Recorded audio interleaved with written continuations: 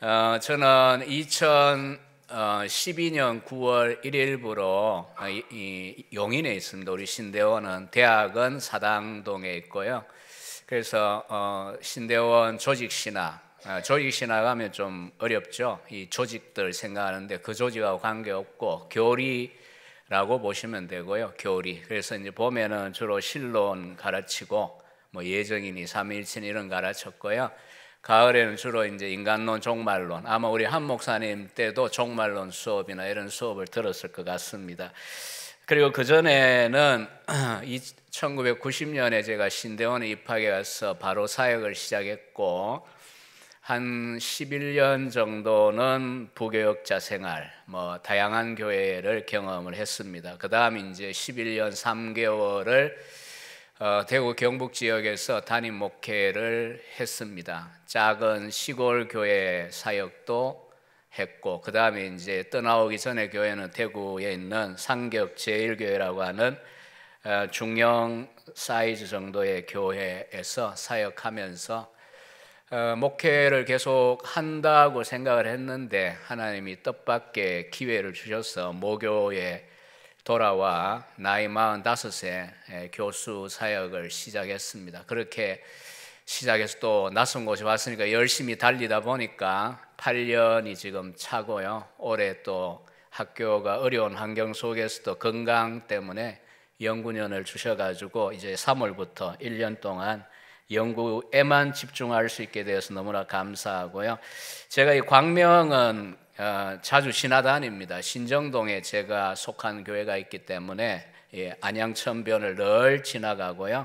또 광명은 스터디 안 해도 자연스럽게 알게 되는 게 교회 이름이 광자 아니면 명자가 들어간 교회가 많습니다. 계명, 뭐 또 신광, 서광 뭐 다양하게 있잖아요. 하여튼 광명에 있는 이 계명교회에 와서 세미나라고 하지만 절반은 그냥 설교라고 이제 생각하시고요. 이 좀 주문하신 포인트하고 제가 맞을지 안 맞을지 참 모르겠어요. 제가 지금 목감기가 걸려가지고 굉장히 정신이 좀 사나운 상황인데 잘 끝나야 되겠다는 생각은 하고 왔는데 은혜를 베풀어 주시기를 바라면서 말씀을 나누도록 하겠습니다. 먼저 고든 맥도날드 목사님이 쓴 어려운 책 아닙니다. 영혼이 성장하는 리더라고 하는 책이 있습니다. 번역된 이름이 그렇고 영어로는 Personal Growth, 개인적 성장이라는 책입니다. 교회 안에 있는 사람들을 7가지 유형으로 구분을 했습니다. 일단은 여러분 목사님도 제가 와서 지금 처음 뵙고요. 여러분 교회 제가 전혀 모릅니다. 꼭 이제 낯선 곳에 설교하다 보면 나보고 저런 소리 하나 이렇게 이제 불편한 분들이 있을 것 같아요. 제가 회중석에 앉아 있어 봐도 그런데 전혀 우리가 피차 모르기 때문에 그냥 오늘 전하는 말씀은 그냥 낯선 강사가 와서 본연의 사명에 따라 그저 준비한 대로 전한다 이렇게 생각하시고 편하게 들으시고요. 뭐 여러분에게 위로가 되는 부분이면 하나님의 위로라고 생각하고요. 만약 찔리면 하나님의 찌르심이라고 생각하십시오. 저는 전혀 의도가 없습니다. 또 제가 담임 목회 때야 설교가 그렇더라고요. 8년 전에 이제 목회가 끝나고 당시에 이제 영상들이 교회 규모가 있다 보니까 다 남아 있어요. 그래서 홈페이지는 아니고요. 개인적인 하드에다가 남겨 왔는데 가끔 이제 필요에 의해서 들어봅니다. 그리고 최근 8년 동안 수도 없이 많은 교회 다니면서 설교한 내용들을 이제 비교해 보면요. 내용상은 크게 달라지지 않아요. 그런데 이제 차이는 톤이 달라요. 요즘은 이제 점점 갈수록 저는 목회 시기에 설교를 제가 듣기가 힘들어요. 왜냐하면 치열했어요. 왜 치열할까요? 때로는 설교하는 걸 보면요. 대나무를 쪼개는 것 같아요. 내가 회중이어도 저런 설교 듣고 있으면 벌떡 일어나서 안 간 게 다행이겠다 이런 생각이 들 때도 있어요. 가끔씩. 근데 왜 그럴까요? 그 싫은 거 듣기 불편하고 또 조엘 오스틴처럼 맨날 달콤한 이야기만 하면 교인들 다 좋아하는데 목사가 왜 그랬을까요? 영혼을 책임졌기 때문이었습니다. 그건 나이와 아무 관계 없습니다. 사명을 받은 이상은 한 지교회를 맡으면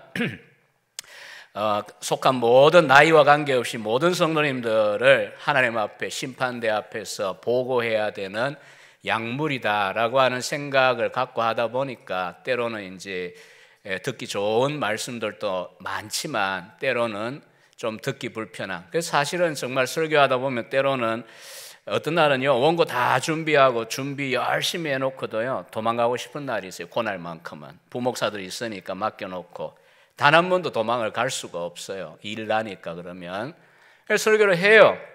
근데 또 그렇게 하다 보면 하나님께서 뜻밖의 그 약물이들을 사랑하시는 하나님의 손길들을 느끼고 이렇게 했던 기억이 있습니다. 근데 이제 강사로 다니면서는 사실 제가 알지도 못하는 교회들이고 그저 부르심에 따라 전하기만 하면 되니까 굉장히 부드러워요. 톤이. 이따가 또 날카로워지면은 화난 거 아니니까 그냥 강조라고 생각하시고 들으십시오. 하여튼 고든 맥도날드 목사님이 영혼이 성장하는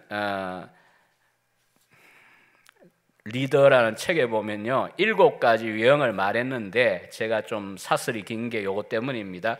7가지 유형 중에 각자 나는 어디에 있는가 라고 하는 건 여러분 각자가 분별하실 일이고요 제가 분별할 일은 아닙니다. 첫 번째는 매우 생산적인 사람들이 있습니다. 교회 안에 소수에 불과한 사람들이고요 인성과 영성을 갖추었고 긍정적인 에너지를 공급하는 데 탁월한 사람들입니다. 거의 목회자 수준의 인격과 신앙을 갖춘 지도자급에 속합니다.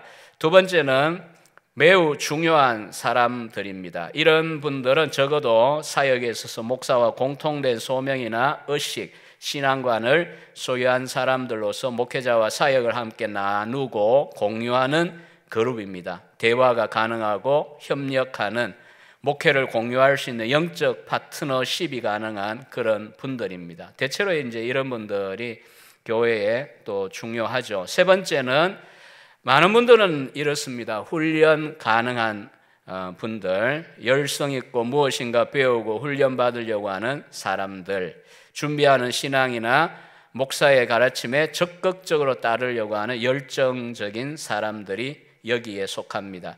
근데 이제 네 번째부터는 이제 조금씩 안 좋아집니다. 그저 좋은 사람들, very nice people, VNP라고 맥도날드 목사님은 약칭했는데 현대 교회에 가장 많은 부류의 사람들입니다. 정기적으로 교회에는 옵니다. 예배가 끝난 후에 웃으면서 인사하고 그냥 갑니다. 아무 문제도 일으키지 않을 뿐 아니라 적극적으로 참여도 하지 않습니다. 그저 이름만 자기 어떤 교회에 속한 그런 신자인 분들. 근데 이런 분들이 많으면 많을수록 교회는 약해질 수밖에 없습니다. 그 다음에 다섯 번째는 상한 심령을 가진 사람들입니다. 교회 가운데 물론 뭐 솔직히 여기 있는 목회자인 저 자신도 상처들이 없는 건 아닙니다. 그러나 이제 이게 상처가 없어서 문제 좋다라기보다는요 상처가 있더라도 어떻게 극복하는가 이런 연단의 과정을 통하여 이제 헌신된 일꾼이 되는 여기 가면 괜찮은데 그게 아니라 상처가 너무 많아요. 실패와 절망, 관계가 깨어지고 또 배신을 당하고 뭐 이러다 보니까 뭐 고슴도치 같이 되어 있는 그와 같은 사람들도 있을 수 있습니다. 여섯 번째는 말이 많은 사람들입니다. 아주 부정적인 사람들로 교회를 혼란에 빠뜨리고 문제를 일으키는 그런 그룹입니다. 사실 우리가 이제 서로 바라볼 때도 그러실 겁니다. 장점을 찾으려면 장점이 없는 분이 없어요. 근데 이제 단점을 찾으려고 하면 뭐 제가 제 자신을 보고 있어도 단점 투성이인데 왜 남이 나를 볼 때 단점이 없겠습니까? 근데 문제는 이제 장점을 보지 않고 늘 단점.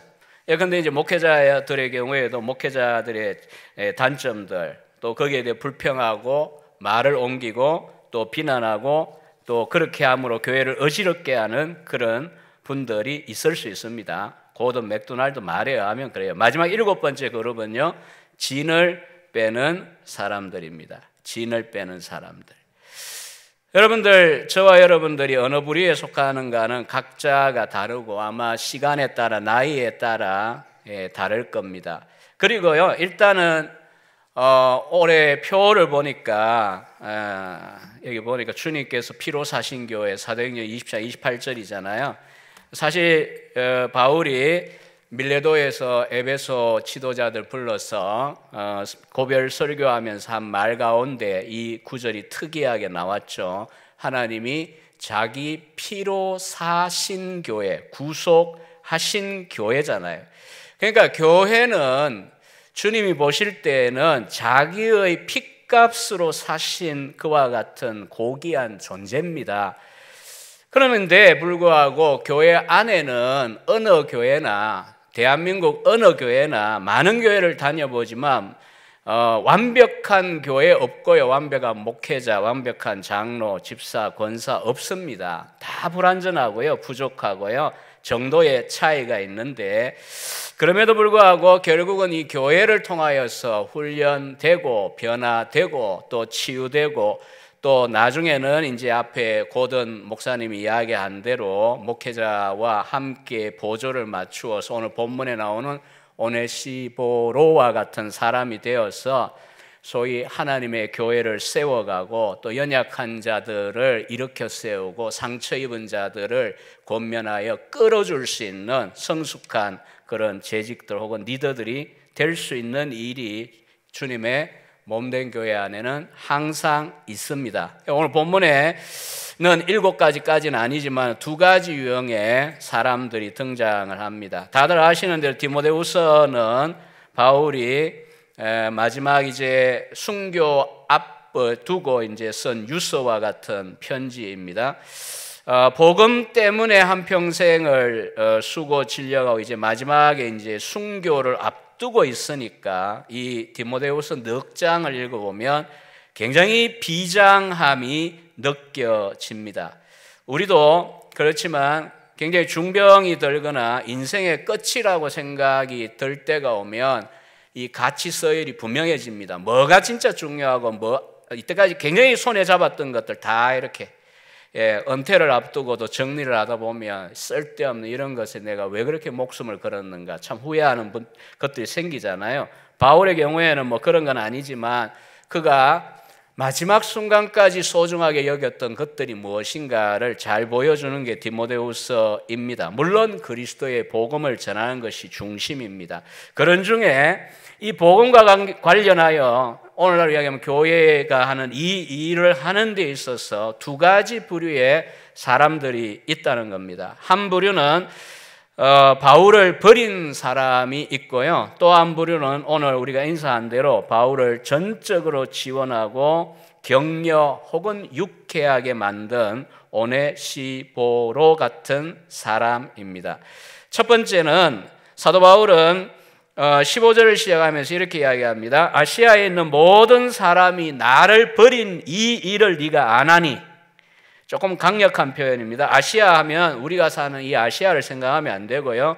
5대양 6대주 할 때 아시아 아니고요. 당시 로마 행정상 아시아 주가 있습니다. 터키 서부 지역입니다. 그래서 뭐 여러분이 잘 아는 에베소나 골로새나 이런 버가모 같은 도시가 있는 그런 지역이 아시아입니다. 바울이 3차 선교 여행을 할 때는 에베소에서 3년 동안 머물면서 주야간에 복음을 전하여서 또 인재를 키우고 주변의 교회들 골로새나 히에라볼리와 같은 교회들이 세워진 것을 우리는 알고 있습니다. 그런데 이제 시간이 지나고 난 다음에 바울이 지금 옥중에 있을 때에 이 아시아에 있는 교인들이 어떻게 했는가에 대하여 바울이 기억하기를 뭐라고 하냐면 아시아에 있는 모든 사람이 나를 버렸다.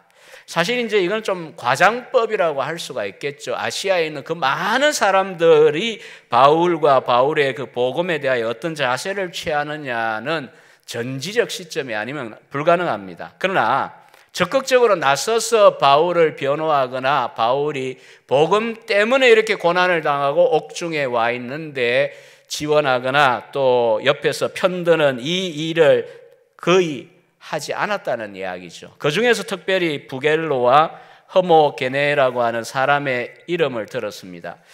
누군지 우리는 전혀 알지 못하지만 이런 주동하는 인물이었지 않을까 이렇게 생각이 듭니다. 물론 이 사람들이 예수님을 믿기를 포기하진 않았을 것입니다. 다만 바울이 어려울 때 옆에서 돕거나 바울을 아는 척하기를 거부한 것이라고 할 수가 있겠죠. 항상 뭐 세상 사람들도 하는 이야기지만 우리의 우정조차도 테스트를 언제 받습니까? 함께 잘 먹고 잘 살 때는 그 테스트가 안 됩니다. 오히려 어려움을 당하거나 또 요즘 같으면 이제 조금 뭐 사회생활 하다 보면 악플에 시달리는 이런 상황들을 간혹 만나기도 하는데 욕먹고 이럴 때 인터넷에서 그때 보면 이제 우정이라고 하는 게 드러나지 않습니까? 바울이 승승장구할 때야 다 아는 척하고 옆에 있지만은 결국 이제 바울이 어려움을 당하고 또 감옥에 가고 순교를 해야 되고 이렇게 되면 괜히 옆에 있다가 혹은 찾아갔다가 덩달아 엮여가지고 고난을 당할까 겁이 나가지고 비겁하게 피하는 겁니다.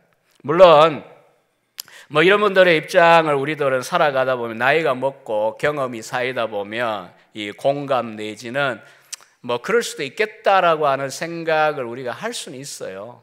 너무 쉽게 우리는 뭐 순교할 것처럼, 그건 아마 철없는 베드로의 시절에는 그럴지 모르지만 뭐 이럴 수도 있겠죠. 어쨌든 그러나 어쨌든 이런 이제 바울의 이 상황을 생각해 보면요, 여러분들이 이제 뭐 장로님들이나 중직자들 입장도 그렇지만 특히 이제 단임 목회를 하다 보면 교회가 평온하고 잘 나아갈 때는 뭐 이런 경험들을 하지 않습니다. 다 좋습니다. 그러나 이제 어려움을 굉장히 당해 보면 사람들이 오해하고 또 별로 이제 편들어 주지 않고 이해해 주지 않고 이런 경험들을 할 때가 간혹 있어요. 저 자신도 이제 그런 적이 있어요. 밤잠 못 자고 그냥 그대로 앉아 있다가 새벽 기도 인도하고 와서 또 퍼져가지고 자다가 밤에는 또 그대로 일어나 앉아 잠 못 자고 있다가 새벽 기도 인다고 그렇게 몇 날을 제가 해본 날도 있습니다. 뭐 제가 잘못했으라기보다는 교회를 개혁을 하려고 하니까 참 쉽지 않은 날들이 있었는데요.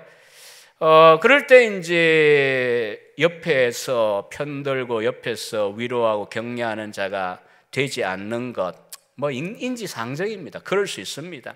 그리고 이제 바울이 이런 일들을 겪는 걸 보면서 사실은 위로를 많이 받습니다. 뭐 바울 같은 사람도 뭐 다 버렸다라고 이야기하는 이런 경험을 했는데 뭐 나 같은 사람이야 뭐 바울에 비할 바도 아닌데 뭐 당연하지 나같이 부족한 사람 이렇게 이제 위로를 받기도 해요. 또 심지어 이제 이 시간에 저는 눈이 나빠게 이렇게 회중들을 자세하게 보진 못합니다. 그런데 뭐 설교 시간에 조는 분들 간혹 있어요. 피곤하면 조는 거죠. 뭐 유두고 바울이 설교해도 졸다가 죽는데 뭐 나 같은 사람이 설교하다가 조는 거야. 뭐 어때? 이렇게 위로를 받아요. 그게 꼭 좋은 위로인지는 모르겠는데 어쨌든 우리는 이제 앞서간 이 믿음의 선배들이 뭐 영광도 있지만 주님과 함께 일하면서 또 주님과 함께 일하다 보면 실패도 있지만 또 때로는 자기는 잘하는데 옆에서 이제 환난을 당하면 돕지 않는 이런 상황을 만나는 걸 보면 아유 뭐 나같이 부족한 사람이야 더 뭐 이런 일들 자주 겪을 수 있지 않겠나 이런 생각을 하면서 위로를 받는다고요. 때로 이제 여러분들의 경우도 그럴 거예요. 몸된 교회를 섬기면서 참 사람들이 나를 이해하지 못하고 주님 보시기에 나는 바른 길을 가는데 이렇게 나를 버리는구나 혹은 내 곁을 같이 함께 있으려고 하지 않는구나 이런 생각이 들 때가 올 겁니다. 여러분도 마찬가지 이런 이제 말씀을 보면서 간접적이지만 위로를 받으시면 좋겠고요. 뭐 그런 일이 없으면 좋겠습니다만은. 그다음에 오늘 두 번째 우리가 주목할 사람은요 오네시보로입니다. 발음이 좀 하기가 쉽지 않습니다. 또 비슷한 사람이 하나 있죠. 빌레몬서에 나오는 오네시모라는 사람이 있습니다. 이 오네시보로는요 그냥 이제 그들의 언어로 그냥 발음하면요 오네시포루스라고 하는 이름입니다. 오네시포루스. 뜻은 오네시모하고 비슷해요. 유익을 주는 사람이라는 뜻을 갖고 있습니다. 바울은 그에 대하여 말하기를 오네시보로가 나를 자주 격려해 주었다라고 합니다. 그러니까 앞에 있는 15절과 굉장히 상극이죠. 한쪽은 모두가 나를 버렸다. 뭐 돕기는커녕 아예 버린 상황. 또 이쪽은 오네시보로라고 하는 사람은 자주 자기를 격려해 주었다라고 이야기를 합니다. 앞에 우리가 보던 개역에는 저가 나를 자주 유쾌하게 하였다 이렇게 번역을 했어요. 이 아네프시코라고 하는 헬라어 동사는 격려하든 유쾌하게 하든 그게 원래 의미가 어떤 의미냐면요, 냉수를 먹고 속이 시원해지는 경험. 이제 아주 상상을 해보시면 뭔지 알죠? 병자가 약을 먹고 씻은 듯이 깨끗이 낫는 것, 또 마음이 시원하게 되고 통쾌하게 만드는 것입니다. 이게 바로 격려한다의 원문의 뜻입니다. 아네프시코라고 하는 단어입니다. 저도 돌아가면서 잊어버릴 것 같아요. 헬라어에 능하지 않아서 여러분 외우시라고 하는 말은 아니고요. 그만큼 이제 우리는 번역 말을 쓰다 보니 가끔은 목사님들이 원문의 뜻으로는 이런 겁니다, 이런 설명이 좀 필요합니다. 우리나라에 이제 예전에 쓰던 식으로 이야기하면 이런 것 같아요. 사람을 만났어요. 대화를 합니다. 또 그렇게 이제 교제를 합니다. 그런데 이제 골치가 찌끈찌끈한 이산화탄소 같은 그런 사람이 있을 수 있습니다. 혹은 저 자신이 그런 역할을 할 때도 있겠습니다만은, 그래서 전화가 딱 이 넘버가 뜨면 가슴이 철렁 내려앉고 무겁고 도대체 또 무슨 이야기를 하려고 하는가, 이런 사람도 있어요. 오늘 요 오네시보로에 해당하는 딱 반대면입니다. 그러나 오네시보로와 같은 사람은 어떤 사람입니까? 목소리를 듣는 것만으로 혹은 얼굴을 잠시 보는 것만으로도 마음이 유쾌해지는, 소위 말하자면 산소 공급을 받는 것처럼 유쾌하게 되는, 새롭게 하는 그런 사람들도 있습니다. 바울은 오네시보로에 대하여 구체적으로 이렇게 이야기합니다. 그가 내가 사슬에 매인 것을 부끄러워하지 않았다라고 이야기를 합니다. 바울이 쇠사슬에 묶여가지고 지금 로마 감옥에 있습니다. 네로 황제 치하에서 그리스도의 복음을 전하다가 지금 그는 순교를 해야 되는 상황입니다. 그러니까 어떤 세상적인 어떤 도덕적인 그런 죄나 어떤 우리가 지탄하는 그런 범죄 행위 때문이 아니고 단지 복음 때문에 이렇게 바울이 고난을 당해 로마 감옥에 있다라고 하는 요 명분을, 요 이유를 때로는요 사람들은 오해했습니다. 잘 이해 못했어요. 그리고 그걸 알아주는 사람들이 많지 않았어요. 그럴 때에 이 오네시보로는 무엇입니까? 그가 쇠사슬에 묶인 것을 부끄러워하지 않았다. 그러니까 바울이 무엇 때문에 저렇게 고난을 당하고 있는가라고 하는 것을 알아주었다는 것입니다. 그렇기 때문에 어떻게 하냐면요, 로마에 있을 때 17절에 바울을 찾아왔어요. 여러분, 이 오네시보로는 아시아 터키 쪽에 있습니다. 이 지도를 기억할 수 있는 분들 대략 기억해 보신다면요, 그 바다를 지중해를 거슬러서 로마까지 오려고 하면요 배를 타고 당시에는 엄청난 시간과 물질과 에너지를 소모하고 찾아와야 됩니다. 감옥에 또 수많은 감옥이 있고 수많은 죄수들이 있는데 이 바울이라고 하는 팔레스타인 출신의 한 죄수를 찾는다고 하는 것도 쉬운 일이 아닙니다. 근데도 불구하고 바울은 오네시보로는 바울이 감옥에 있다라고 하는 사실을 부끄러워 안 할 뿐 아니라 그가 왜 고난을 당하는가를 인정해 주었을 뿐만 아니라 수고를 아끼지 않고 바울을 찾아왔습니다. 찾아왔고요, 만날 때까지 찾다가 결국은 만났더니 바울에게는 어떤 위로를 받습니까? 그가 나를 유쾌하게, 아네프시코, 그가 내 영혼을 새롭게 하는 위로자가 되었다라고 하는 겁니다. 여러분, 예수님께서는 마태복음 25장에 보면 이렇게 하는 것이 단순히 바울과 오네시보로의 개인적인 어떤 인간적인 관계가 특별하고 끈끈해가지고 그런 것처럼 우리가 오해하시면 곤란해요. 아마 제가 이제 후배 처음 뵙는 김도경 목사, 후배 목사님이 이렇게 목회 시간 2년이 되어 가신다고 그러는데 교회들마다 인간이 모인 이상은 좋은 것도 나쁜 것도 다르지 않습니다, 크게. 그래서 이제 좀 안타까운 심정으로 문득 이런 생각이 듭니다. 목회자가 앞서 일을 할 때에 잘 생각을 해보십시오. 명분이 무엇인가? 무엇을 위하여 저렇게 수고하고 고생을 하는가? 오네시포로는 바울과 어떤 가졌던 관계라는 것이 첫 번째 문제가 아니에요. 예수님께서 마태복음 25장에 보면 이렇게 이야기하거든요. 내가 줄일 때에 너희가 먹을 것을 주고 헐벗을 때에 옷을 입혔고 옥에 갇혔을 때 와서 보았다. 그리고 내가 진실로 너희에게 이르노니 너희가 여기 내 형제 중에 지극히 작은 자 하나에게 한 것이 내게 한 것이다. 그러니까 예수님의 말씀을 그대로 실천한 게 오네시포로라는 사람입니다. 단지 바울이라고 하는 개인에 대한 것보다는요, 주님이 원하시는 것이 무엇이냐, 주님의 관심사와 일치된 거예요. 주님께서는 형제 가운데 지극히 작은 자 하나에게 조차라도 먹을 걸 주면 주님이 먹을 걸 대접받은 게 되고, 옥에 갇혔는데 찾아가면 결국은 그것은 주님이 옥에 갇힌 것을 찾아뵙고 소위 위로해드리는 것과 같은 것으로 여겨주겠다라고 복음서에서 분명히 말씀을 하고 있습니다. 바울은 뿐만 아니라 오네시포로가 에베소에 있을 때 18절 하반절에 보면 그가 바울이 정상적으로 복음을 전하고 있던 그 시기에도 많이 봉사한 것을 네가 잘 알고 있다라고 디모데에게 오늘 본문은 이야기하고 있습니다. 로마 감옥에 있을 때만 찾아온 게 아니라 에베소에서도 열심히 바울과 복음을 위하여 봉사하고 섬겼다라고 하는 걸 바울은 기억하고 칭찬하고 있습니다.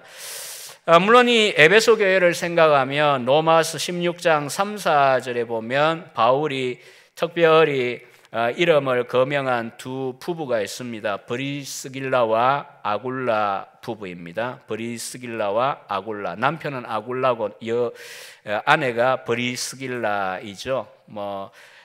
이분들에 대하여 바울은요, 내용은 우리가 정확히 알 수는 없지만 이렇게까지 이야기합니다. 저들이 나를 위하여 대신하여 목도 내어 놓았다. 자기들의 목도 내어 놓았다.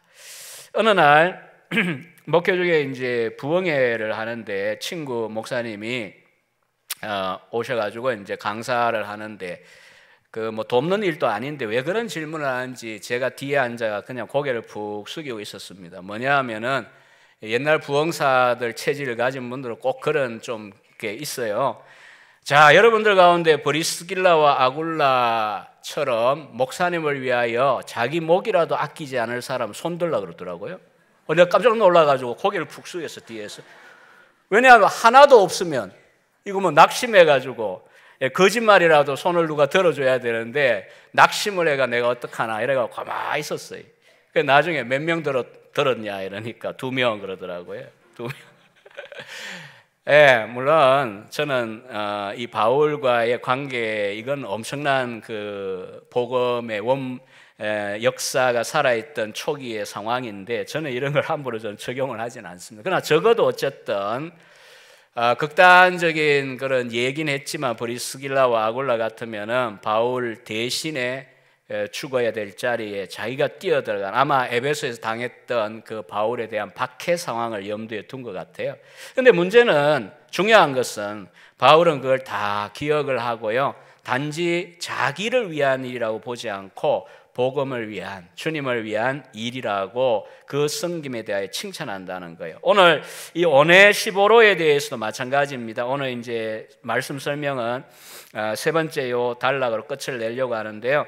오네시포로에 대해 바울이 기억을 하면서 저가 나를 자주 격려했다, 유쾌하게 만들었다 라고 하면서 뭐라고 이제 그 다음이 있겠죠. 과연 이게 어떤 의미가 있느냐, 그래서 어떡하란 말이냐, 그래 할 사람은 그렇게 하고 하기 싫은 사람 안 하면 그만 아니냐, 헌신과 섬김이란 건 선택 아니냐, 이렇게 이제 우리가 생각할 수 있는데, 자, 바울 입장에서 분명히 거기에 대해 답을 줍니다. 여러분 솔직히 지금 죽음을 앞두고 있는 바울의 입장에서 오네시포로의 집을 향하여 해줄 수 있는 게 아무것도 없습니다. 물질적인 무슨 보상을 할 수가 있겠습니까? 오네시포로를 위하여 단지 바울은요 마음껏 복을 빌어줍니다. 왜냐하면 바울이 주님을 위하여 이 일을 하다가 감옥에 갇혀 있고, 그리고 지금 이제 순교를 앞두고 있는데, 오네시보로가 어쨌든 주님을 기억하고 이 복음의 사역자인 바울을 이렇게 찾아와서 유쾌하게 만들고, 평소에도 봉사를 열심히 했는데 바울은 뭐 그런 건 정상이다 이렇게 전혀 보지 않아요. 굉장히 바울은 지금 깊은 감동을 느끼고 있고 마음껏 한껏 복을 빕니다. 이게 인간이 할 수 있는 일입니다. 복을 비는 것. 왜냐하면 복을 주시는 분 하나님이시니까요. 16절에 보면 원하건대 주께서 오네시보로의 집에 긍휼을 베푸시옵소서라고 이렇게 복을 빌어줍니다. 오네시보로의 집에 만 가지 복을 주시옵소서가 아니고 긍휼을 베풀어 달라 이렇게 복을 빕니다. 바울의 축복 기도입니다. 왜 오네시보로의 집이냐? 아마 이 편지 쓸 때쯤에 오네시보로가 죽었기 때문이냐? 아니요, 그게 아니죠.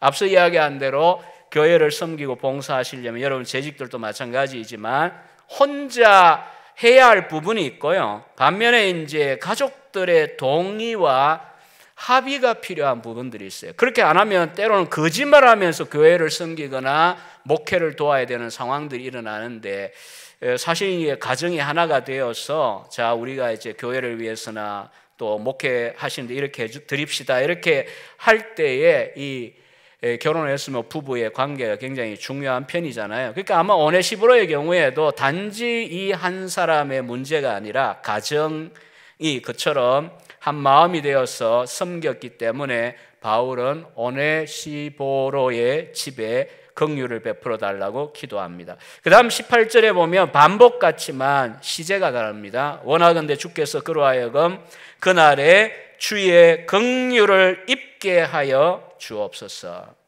여러분 그날이 언제일까요? 재림의 날입니다. 그날은 우리에게 주의 날은 우리에게는 딱 한 날이 남아 있습니다. 재림하시는 날. 재림하면 어떤 일이 일어납니까? 사도신경은 간단하게 우리에게 소망을 이야기하죠. 심판자로 그리스도가 오시면 심판을 하십니다. 그 전에 우리가 몸에 부활을 할 것이고요, 심판을 받습니다. 그리고 새하늘과 새 땅에 살 것이냐 지옥에 갈 것이냐가 결정되면 이제 종말은 완성이 되어지지 않습니까? 그 다음 여기에 그날에 긍휼을 베풀어 달라고 하는 이 그날은 무엇이냐 하면 바로 심판날입니다. 여러분 우리가 고린도서 5장이나 로마서 14장에 보면 신자들도 심판대를 통과합니다. 이거는 신앙고백서에도 분명히 나오고요, 성경에 있는 이야기입니다. 두 가지의 오해들을 교회 가운데 왕왕하세요. 첫째는 신자가 왜 심판대를 통과하냐? 로마서 8장 1절 정죄함이 없다고 했지 않냐? 그래요.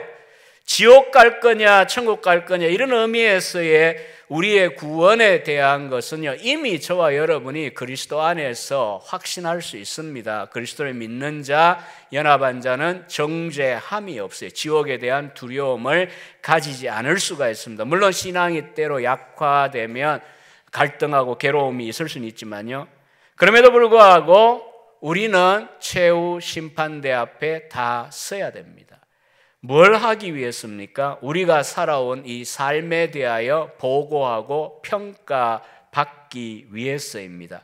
그런 점에서 첫 번째 이 오해를 하시면 안 되고요. 두 번째, 더 이제 많은 분들이 오해하는 분들이 있는데요, 상급이 차이가 없다.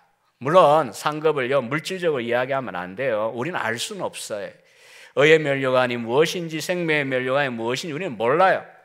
그렇다고 해서 무슨 개털모자 금면류관 이렇게 해가지고 유치하게 만들어서는 곤란해요, 천국 상급을. 그러나 중요한 것은 우리가 그 주님이 주시는 상급의 내용을 보게 될 때에 어차피 짧은 인생이었는데 내가 이왕이면 내 뜻대로 내 마음대로 하고 싶은 대로 사는 게 아니라 주님이 무엇을 기뻐할까 청지기 자세를 가지고 잘 살 것인데 라고 하는 마음이 들 수밖에 없습니다. 그런 점에서 분명히 상급이 있습니다. 마지막 날. 그런데 이제 바울은 오늘 오네시보로를 위하여서 이야기하기를 그날에 그 심판날에 오네시보로도 심판 앞에 서게 될 거고 삶에 대하여 보고하고 물론 천국은 가지만 생활 세탁에 들어가지만 그러나 이제 특별히 긍휼이 필요하다라고 하는 기도를 하고 있습니다. 성경에 예수님께서 우리들에게 상급을 이야기한다고 해도요, 저와 여러분이 교회를 얼마나 잘 섬겨가지고 정말 가끔은 사역을 하시다 보면 정말 장로님들쯤 되면 좀 공감할 날이 올지 모르겠는데요, 속 다 탑니다. 제가 교인들 앞에도 가끔 이야기했어요. 숯검댕이 같이 속이 다 탄다고. 때로는 이제 교인들 보면서 어떤 분들 보면서 그렇게 권해도 신앙생활 제대로 안 하고 눈물 콧물 다 흘리게 만들고 내가 답답해 미치겠는데 당신들 왜 안 답답하냐, 이렇게 이제 이야기를 한 거죠. 여러분에게 말한 거 아니에요. 그러니까 이렇게 힘들게 또 설교 준비, 주부 심정과 똑같아요. 일주일에 설교하다 보면요, 돌아서면 또 밥하는 심정으로 또 설교 준비하고 그러면서도 또 뭐 설교 준비해도 또 니는 왜 설교 한 대로 안 사냐, 온갖 핍박을 받죠. 목사는 이렇게 고생을 하고 나름 뭐 우리 한국의 목사님들 다 그럴 거예요, 기본적으로는. 그런데도 불구하고 심판대 앞에 나는 당당히 서겠습니다, 이럴 수 있어요? 아니요, 전혀 아닙니다. 저도 기독신문에 우리 100주년 맞아서 몇몇 교회 선정할 때 제가 목회하던 교회도 기독신문에 2012년에 기사가 나갔어요. 교회의 특징 뭐 이런 것들에 대해서. 그래서 뭐 어떡하라고요? 전혀 그런 것들이 하나님 앞에서 내가 잘했다, 당당히 설 수 있다, 뭐 이 정도면 천국까지 합니다. 전혀 그런 기준이 안 돼요. 왜냐하면 은혜로 구원을 받았고 기회를 주시니까 사역을 한 거고 주님이 원하시니까 이 방향을 향하여 죽을 동 살 동 내가 달려왔고 마지막 심판대 앞에 설 때도 지금도 그렇습니다. 교수지만 신학 교수지만 더 필요하게 느끼는 건 긍휼입니다. 하나님께서 좀 불쌍히 여기고 긍휼히 여겨주시기를 바라는 마음입니다. 그런데요, 이와 같은 긍휼을 빌면 그냥 아무렇게나 살아도 되는 그런 게 아니라 오히려 성경은 야고보 2장 13절에 보면요, 긍휼을 행하지 아니하는 자에게는 긍휼 없는 심판이 있을 것이다. 긍휼은 심판을 이기고 자랑한다 그랬어요. 그러니까 오네시보로에게도 긍휼이 왜 필요하냐, 잘 산 거 아니냐 이런 생각하지만 아닙니다. 오네시보로의 삶 자체가 결국은 긍휼을 베푼 삶입니다. 주님의 마음에 동참했던 삶입니다. 마태복음 10장에 보면 그런 점에서 예수님은 이렇게 이야기합니다. 너희를 영접하는 자는 나를 영접하는 것이고 나를 영접하는 자는 나를 보내시니, 즉 하나님을 영접하는 것이고 선지자의 이름으로 선지자를 영접하는 자는 선지자의 상을 받고 의인의 이름으로 의인을 영접하는 자는 의인의 상을 받을 것이라. 누구든지 제자의 이름으로 이 작은 자 하나에게 냉수한 그릇이라도 주는 자는 내가 진실로 너희에게 이르노니 그 사람이 결단코 상을 잃지 않을 것이다. 여러분, 이 말씀은 우리가 인간과 인간의 관계가 아니라 주님이 세우셨기에 선지자를 선지자로 대접하고 의인을 의인으로 대접하고 그 다음에 제자, 그리스도인이니까 그리스도인으로 대접을 하고 심지어 이제 극단적인 경우는 교회 가운데 지극히 작은 자, 힘없고 연약한 자, 무시하기 쉬운 사람 하나, 이게 지극히 작은 자잖아요. 아이일 수도 있고요, 혼자 교회 다니는 분일 수도 있고요, 여러 가지 뭐 지적인 장애라든지 어려움이 있는 분일 수도 있어요. 누구든지 간에 냉수 한 그릇입니다. 여러분, 냉수 한 그릇은 그냥 항아리에서 그냥 퍼다가 주면 되는 가장 손쉬운 일입니다. 가장 작은 선행이에요. 그런데도 불구하고 주님께서는 그와 같은 긍휼을 베푸는 일에 대하여 상을 잃어버리지 않을 것이라고 이야기합니다. 여러분이 교회를 위하여 사는 일들 앞에 뭐 선지자 그랬지만 오늘날 선지자가 누가 있겠습니까마는 여러분이 목회자를 위하여서 또 혹은 목회하는 사역자들을 위해서 또 혹은 교회의 각 부서에서 말하자면 연약한 그 중고등부 아이들 그 세도요, 불쌍한 세대들입니다. 정말 불쌍한 세대. 유초등부 아이들, 멋모르고 세상 물에 들어가는 그 아이들 정말 불쌍한 세대들.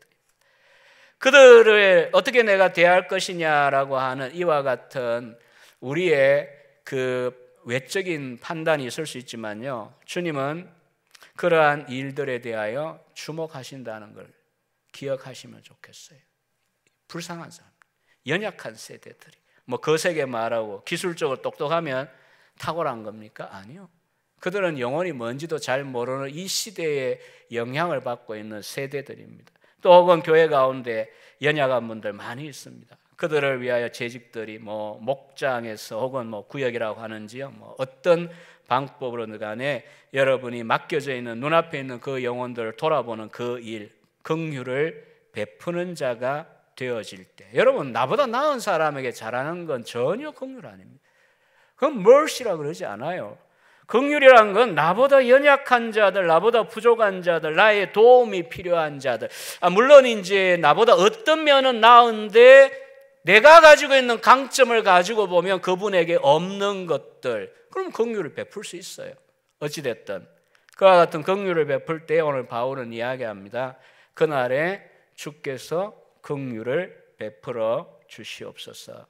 오늘 이제 마지막 부분은요, 이 현장에서 목회할 때 어떤 좀 간증할 만한 예들이 있느냐 그런 이야기였는데, 사실 시간이 좀 지나고 그래서 제가 이제 많은 고민을 하다가 간단하게 그냥 제 관점에서 몇 가지 이야기만 하고 마치려고 합니다. 일단 저는 개혁교회 목사로서 강단에 이제 간증 집회하는 그런 건 저는 개인적으로는 목회하는 동안 전혀 하지는 않았습니다. 하진 않지만 바울처럼 이렇게 본보기가 될 만한 믿음의 인물이나 헌신자들을 이야기하는 것은 설교 중에도 이제 자주 저는 합니다. 제가 2008년에 담임 목회 중일 때 조금 고집스러워서 그렇습니다. 정상은 전혀 아닙니다.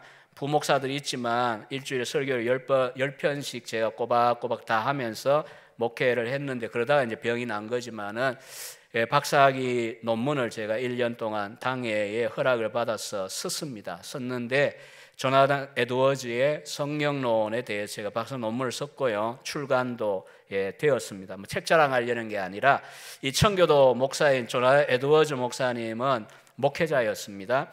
그리고 1차 대각성이라고 하는 1740-42년 미국 역사와 미국 교회사 가운데 획기적인 사건의 주인공입니다. 주요 지도자였습니다. 미국 독립전쟁이 시작된 그 정신적인 동기, 도화선을 바로 이 에드워즈나 위필더의 1차 대각성 운동에서의 영적인 정신적인 각성이라고 역사가들은 평가할 정도로 대단히 중요한 역할을 한 분인데요. 이 에드워즈 목사님은 부흥의 시대를 지나고 난 다음에 몇몇 곳에서 이런 이야기를 합니다.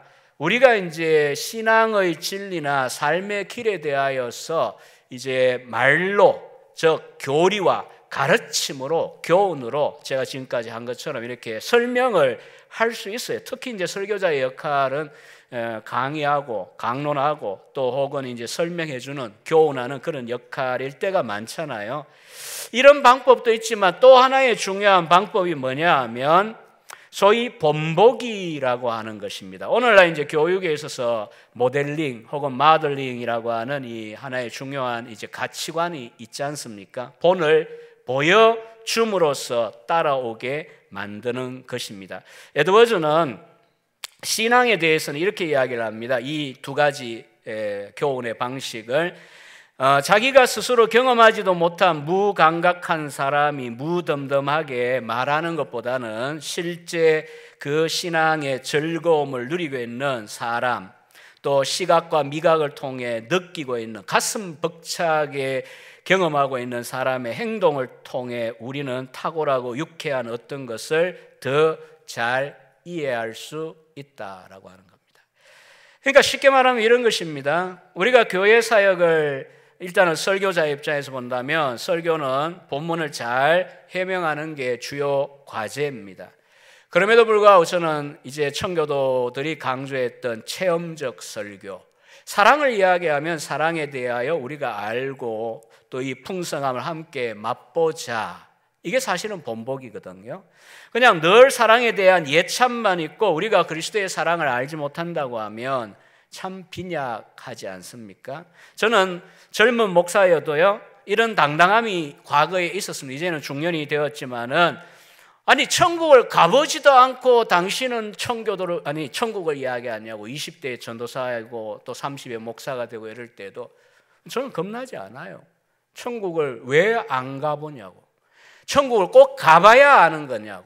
우리가 성령 안에서 의와 희락과 기쁨이라고 하는 로마 14장 17절 이미 임한 하나님의 나라가 무엇인지를 우리가 경험하고 교회를 위하여 헌신하고 또 밤새 소위 산에 가서 바위에 앉아 기도하고 교회에서 기도하고 또 성도들을 돌아보고 주일학교 교사 때는 교사로 섬기고 이와 같은 경험들을 통하여 만난 주님의 실제가 있는데 뭘 천국을 안 가봤다고 이야기하느냐. 그러니까 당당함이 있는 거예요. 여러분 이제 마지막 이제 예정을 이야기할 때 저는 이제 헌신의 예로서 그냥 제가 이제 경험했던 이야기 몇 가지만 이야기하고 마치려고 그래요. 이게 이제 마음이 좀 안 맞으실 수도 있어요. 불편하실 수도 있어요. 일단은 원리적으로는 이렇게 말씀을 드리고 싶습니다. 우리 재직들 세미나인데 여러분 각자의 역할이 무엇인지를 좀 잘 알고 아마 다들 이제 그렇게 하고 계실 텐데요. 장로님의 역할, 우리 총회헌법에 다 규정이 되어 있습니다. 목회자의 역할, 둘이 모였을 때, 두 반이 모였을 때 당회의 역할이 무엇이냐. 그 다음에 이제 안수 집사님들, 권사님, 집사님들의 역할이 있어요. 주일학 교사들은 뭐 하는지 아실 거예요. 각자의 역할을 잘 이해하고 그 자리에서 알아주든지 말든지 주님을 바라보고 자기 일을 열심히 하는 분들이 중요합니다. 그분들이 교회를 지키는 거예요. 남들이 뭐라 하든 간에 내가 내 길을 가는 것 굉장히 중요합니다. 근데 주일학 교사 어떻게 하면 됩니까? 단적인 예를 이야기하나 모르겠는데요. 한 주 동안 아이들 가슴에 품어야 될 거 아닙니까? 그럼 몇 명 된다고요? 제가 청년사역을 6년을 했는데 부교역자 때는요. 어느 날 깨달음이 있어서 기도하기 시작해서 새벽기도 나가면 첫 번째 고참부터 시작해가 저 밑에까지 하면 40-50명 됐는데요. 몇 번 기도하면요. 40-50명 그냥 기도하는데 줄줄줄줄줄 해요. 하다 보면 때로는 어떤 분들이 마음에 와닿습니다. 그럼 또 위하여 더 기도하고 그것도 나중에 이제 어떻게 지내냐 물어보면 또 어려움이 있다든지 이런 상황들이 있어요. 그리고 목회자가 그러해야 하는 것처럼 교사들은 작은 그 목회 아닙니까? 가르치는 면에서 보조 목회 아닙니까? 그렇다면 목사들이 누가 전날 설교 전에 그냥 오늘 뭘 할까? 껄쩍거리가 누가 올라옵니까? 정말 알아주든지 말든지 간에 산고를 치르고 강단에 올라오거든요. 그만큼은 못해도 최소한 급하게 와가지고 그날 전도사님, 목사님 설교할 때 뒷좌석에 앉아가지고 펴가지고 본문이 이거였구나. 이게 또 암송구조는 또 이거구나. 또 내용이 이거구나. 어쩌다가 그럴 수는 있겠는데 그게 습관이면 곤란합니다. 여러분 자기가 자기 역할을 잘한다, 교사의 역할을 잘한다는요. 최소한 영혼에 대한 관심을 가지고 한 주 동안 때때로 기도하시고 요즘은 카톡도 쉽게 날리잖아요. 카톡이지만 우리는 이런 관심을 가지고 날리면 갓톡입니다. 갓톡. 하나님의 관심을 가진 톡이에요. 하나님 기뻐하시는 부조의 영혼들 돌보시고 공과 준비하시고요. 또 교회에 청소든 주차든 뭐든 간에 다 그렇습니다. 잘 안 알아줍니다.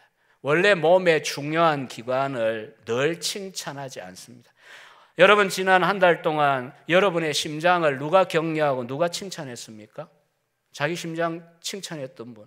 수고 많이 했다 심장아, 폐야, 아파야 우리는 그 중요한 걸 깨달아요. 뭔가 좀 이상하면 이거 큰일이다 하고 덜컹거리고 병원 가고 이렇게 하지. 평소에는요 하루에 끊임없이 저 같은 사람이야 이 머리 안 만지지 머리카락이 얼마나 투자합니까? 없으면 어때요? 저도 다 빠져나가는데 없어도 괜찮아요. 그게 뭔 말이냐 하면 진짜 여러분이 하는 그 작아 보이는 재직들의 사역들 누가 하냐? 아니요.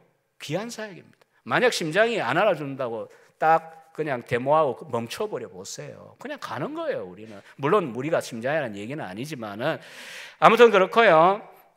그 다음에 이제 기본적으로 여러분들이 교회를 위하여서 우리 적어도 재직들은 기도를 많이 하시기를 바랍니다. 그리고 특별히 목회자의 입장에서는 생각을 했습니다. 오네시보로와 같은 그런 사람들 저는 몇몇 분들을 잊을 수가 없고요. 생각할 때마다 주여 저들에게 복을 주시옵소서 이런 마음이 드는 분들, 일단은 기본적으로 각자 자기 일에 최선을 다한 분들 기본적으로 다 속해요. 그러나 나이 드신 성도님들 가운데서는 노경에 만난 분들이 있습니다. 참 젊을 때는 어떻게 하셨는지 모르겠는데 늘 나이가 드셔서 만났는데 신앙의 자태가 참 멋있었고 감동을 주었어요. 한 돌아가신 장로님은 물론 은퇴하신 후에 만났습니다. 신방을 가면 혼자 있고 자녀들이 사업한다고 다 떨어먹고 참 형편이 어려워 보이는데 혼자 계시면서도 이 젊은 목사를 향하여 목사님 나는 기쁩니다. 외롭지 않습니다. 70이 넘은 분이 그 말을 하는데 거짓말 안 같더라고요. 원래 굉장히 외로운 게 노년인데 혼자 있는데 외롭지 않다라고 하시고 기쁨이 있다고 그러시고 아마 나이 차이가 그 당시에는 손잡벌 됐을 거예요. 그러나 목회자로서 목사님이라고 예의를 갖추고 그렇다고 뭐 숭배 그런 건 전혀 아닙니다. 그냥 우리가 뭐 기본적으로 아는 거잖아요. 목사님, 선생님으로 그냥 각자 예의를 갖추어 대하는 것. 또 현직에 계실 때 얘기를 들으니 저 앞에 세대 목사님 때였는데 교회가 형편이 많이 어렵다 보니까 사례가 많이 적었나 봐요. 그런데 그분들 중심에 몇몇 분들이 매달 생활비를 모아가지고 보충해 드렸다. 물론 제 세대는 그럴 필요는 없었습니다만 앞에 옛날 이야기들도 하셨어요. 그리고 중요한 거는 교회 가운데서 존경을 받더라는 것입니다. 그리고 장례를 제가 집례를 했었습니다. 자녀들도 참 귀한 분들이었습니다. 그리고 특별히 마음 가운데 이 장로님 생각을 가끔씩 합니다. 저도 이제 점점 나이가 들어가니까 복된 노년이 무엇인가의 생각을 걸망스럽게도 자주 저도 하는 편인데 뭐 아프기도 해서 그렇기도 하겠지만요. 어쨌든 이 장로님을 저는 생각을 합니다. 또 한 분 은퇴하시고 만난 또 다른 장로님이 계십니다. 뭐 책 이름을 대면 여러분들 가운데 읽은 분도 있을 거예요. 그 아들이 쓴 책, 유명한 두란노에서 나온 책도 있는데 이 아버지 되는 장로님은 80이 넘어 만났는데 귀가 어두워요. 그렇지만 늘 유쾌하고 기쁘게 사시고요. 성경을 100몇십 번을 읽었다 그래서 목사 기를 막 죽였어요. 100몇십 번을 막 읽었어요. 줄줄 외우시기까지. 그래서 성경을 뭐 어디 몇 장 몇 절에 의할 것 같으면 기도하실 때 막 그렇게 하셨어요. 그리고 이 목회자 나이 차이가 많이 나지만 참 예의를 갖추어 존중해 주셨고 또 그리고 이사 올 때도 마지막 그 순간에도 다른 은퇴자님과 나오셔가지고 끝까지 앉아 계시다 들어가시고 이렇게 하신 걸 기억을 합니다. 그리고 일관되게 이분을 보면 제가 목사로서 감사한 건요. 이 교회마다 이게 다른데 일단은 전통적인 우리 교단의 예법은 불신 결혼을 할 경우에는 교회에 광고를 안 합니다. 특히 뭐 주일날 막 하고 이러니까 안 해요. 근데 이제 평소에 이런 기본 룰을 이야기할 때는 교인들이 뭐 남 이야기로 들을 땐 별 말이 없는데 딱 본인이 닥쳐보면 특히 중직자들일수록 굉장히 힘들어해요. 그리고 목사가 갑자기 이거 내가 사역을 해야 되나 말아야 되나 이런 생각이 들 만큼 고통스럽게 만들. 여러분 현재 여러분 교회 룰은 어떤지 제가 모르니까 이거는 뭐 적용하라는 게 아니고요. 다만 제가 겪었을 때. 근데 이 장로님의 경우에 일관되게 사시고 일관되게 감사하고 존경스러운 건요. 어느 날 보니까 셋째 아들이 교회 안 다녔거든요. 셋째 아들만 결혼했다는 거예요. 전혀 교회 안 알리셨어요. 누구에게도 알리지 않았어요. 왜 그러셨어요? 그러니까 내가 부조라도 할 건데 왜 가진 못해도 부조라도 할 텐데 왜 그랬어요? 아니요. 목사님 또 교회에 근심을 끼치기 때문에 중직자 장로가 돼가지고 그러면 되냐? 중직자가 돼가 그러면 되냐고 이러시더라고요. 진짜 흔치 않은 그런 경우입니다. 제가 뭐 보편화하고 싶은 마음은 전혀 없습니다. 예, 어쨌든 그 시골에 이제 목회할 때도 어떤 나이 많은 장로님 90대 된 설립하신 장로님이 계셨어요. 뭐 제가 또 역시 장례를 집례했습니다. 예, 얼마나 그 비가 많이 오는지 7월 달에 장례 하필이면 90대에 돌아가시면서 하필이면 나를 그래 골라가지고 가시는 건 아니지만 그래서 난처한 거예요. 장마철이었어요. 장마철.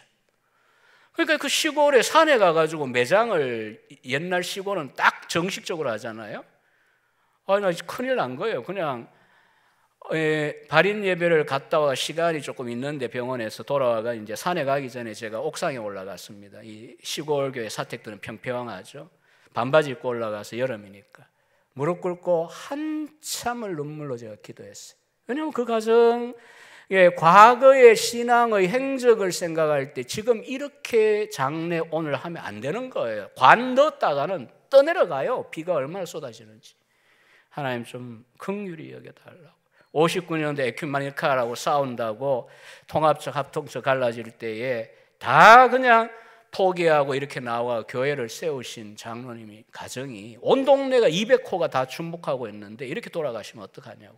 장례 은혜를 베풀어 달라고 한 30분을 제가 그 장례를 위해서 기도했고, 또 뭐 인간이 뭐 다 온전한 경우가 없잖아요. 그래서 제가 눈물 콧물로 혹시 우리들의 죄가 있다면 우리들의 죄를 용서해 달라고 기도도 하고 이렇게 했어요. 그러고는 이제 양복을 다시 갈아입고 이제 때가 되어 장례하러 이제 장화 신고, 이미 비가 내렸으니까 장화 신고 산에 이제 올라가야 되는데, 놀랍게도 하나님께서 장례 지내는 동안 원으로 그 장지 위에 다 하늘에 빛을 주셨어요. 그래서 이제 장례를 치르고 봉분을 세우고 이제 저는 내려왔습니다. 이제 사택에 돌아오고 난 다음에 비가 이제 내리기 시작했어요. 그러니까 뭐 비가 쏟아지는데 하관하는 거하고는 달랐죠. 그나마 그렇게 지나갔어요. 제가 왜 그렇게 절박했냐면 교회의 영광 때문이었어요. 온 동네 믿지 않는 많은 사람들이 기억하고 있어요. 저 장로는 주의를 지킨다고 교회 간다고 논에 물 대야 되는데 물 대든 말든 가버리고, 또 과일 농사한다고 농사하는데 주일이라고 가버리고 떨어지든지 말든지 냅둬버리고, 그렇게 별나게 산 양반인데 뭐 예수 믿고 죽는데 이게 뭐냐, 그런 소리 들을까 봐 제가 그렇게 절박하게, 젊은 목사였지만 30대 때 이야기인데요, 기도를 했습니다. 하나님께서 그나마 긍휼히 여겨주신 것을 저는 경험을 했습니다. 여러분, 그 교회 이제 사역하다 보면 이 목회에 있어서 장로님들이나 또 재정 관계 하시는 분들이 목회라고 하는 이 바운더리 안에 어떤 일들 할 때 어떻게 재정들이 필요하고 이런 것들 다 세심하게 매년 교회들마다 생각을 합니다. 근데 그렇게 세심하게 해도 때로는 사실 제가 목회할 때 보니까 참 빈 공간이 많아요. 사실은 저는 제 그냥 개인적인 이야기로 잠시 몇 가지 이야기 마칠 거니까요, 뭐 그냥 지나가는 소리라고 들으십시오. 별로 담임 목사가 돈 걱정 없는 목회가 한국에는 없더라고요. 그게 이제 뭘 쌓기 위해서는 나쁜 거지만 그게 아니라 이 사역을 하려고 하면 필요한 데가 많아요. 그런데도 불구하고 이제 교회는 교회가 신경 쓸 수 있는 게 한계가 있어요. 그러면 이제 그걸 누가 알아서 또 기도하고 마음 쓰고 눈들어 보다 보면 보여요. 이런 일을 할 때 어떻게 필요하겠구나. 그래서 저 같은 경우에는 이제 몇몇 성도님들이 교회 일이 딱 이렇게 잡히면 목사님 그 일을 하십시오. 우리가 지원하겠습니다. 그렇게 해서 이제 청년 집회 같은 것도 하고요. 단기 선교도 준비하기도 하고요. 또 그리고 이제 마지막 한 가지 잊을 수 없는 가정이 있습니다. 제가 이제 지금도 이제 감기 때문에 목이 이렇게 되어 있는데 아무튼 그 목회할 때는 설교도 많이 하고 이제 피곤하다 보니까 목이 늘 이렇게 안 좋았어요. 쉬어 있어요. 그래서 이제 음악을 영 뭐 하는 건 아닌데 복식호흡도 배웠기 때문에 근데 목이 안 좋았어요. 그러니까 이제 남들이 듣기에 불안했어요. 근데 어느 날 보니까 새벽에 뭐 이 교회는 모르겠어요. 새벽에 뭐 100명씩 모여도 반주하는 사람이 없는 경우들 많아요. 근데 어느 날 20대 젊은 그 자매, 물론 이제 가족이 다 교회로 오셨어요. 새벽에 처음엔 물론 이제 설교 들으려고 왔겠지만 기도하고, 근데 어느 순간부터 자기가 그 메인 반주자였는데 반주하겠대요, 새벽에. 나중에 이제 왜 그렇게 했느냐, 떠나고 난 다음에도 이제 그렇게 이야기하는 거예요. 목사님 보고 있으면 저러다가 언제 쓰러질지 모르겠다는 안타까움이 든다는 거죠. 그 목회에 대한 하여튼 몸이 망가지면서까지 치열하게 가는 그것이 그 과정은 느꼈어요. 그래서 뭐 알아달라고 한 건 아니지만 알아주니까 감사하고 유쾌하더라고요. 왜냐하면 그 새벽에 딱 음을 잡아주니까 찬송 분위기가 훨씬 좋고요. 마치고 난 다음에 이제 또 음악을 일정한 시간 동안 반주를 딱 해주니까 기도하기도 좋고. 그래서 뭐 제가 이제 몇몇 그저 여러분에게 딱 맞는지 안 맞는지 저는 잘 모르겠습니다. 그러나 중요한 것은 기본적으로 여러분 각자의 자리에서 각자의 직분에 따라 주님을 바라보시고 작은 일이든 큰 일이든 충성할 때 여러분이 주님을 섬긴다는 마음으로 목회자도 바라보십시오. 이 목사가 주님이란 뜻 전혀 아닙니다. 그런 건 아니고요. 목사님이 복음적인 성경적인 목회를 하고자 이제 시작한 지 얼마 안 됐어요. 좋은 시절일 텐데 2년이 3년을 원래 허니문이라 그러는데 목회에 있어서 하여튼 그 좋은 그 분위기로 2년만 아니고 10년, 20년 목사님 또 은퇴할 때까지 가시되 그냥 마음만 먹어서는 안 됩니다. 여러분이 각자의 자리에서 목사님을 잘 격려하고 오네시보로처럼 기도 많이 해주세요. 정말 기도 많이 해주셔야 됩니다. 목회자를 위해, 장로님들 위해서도 기도 많이 하시고. 물론 목사님은 당연히 제가 목사님 권하려고 온 건 아니니까 목사님 알아서 할 일 다 할 겁니다. 교인들 위해 새벽에 가슴에 품고 기도하시고, 또 뭐 기도원 간다 해도 교회를 못 잊어버리고요. 새벽 되면 그냥 알람 끊어도 자동으로 심장이 그냥 깨어나 버려요. 그냥 자지도 못할 정도로 이 교회의 사람이 될 수밖에 없는 게 목회자인데, 교인들의 입장에서도 우리 목회자를 위하여서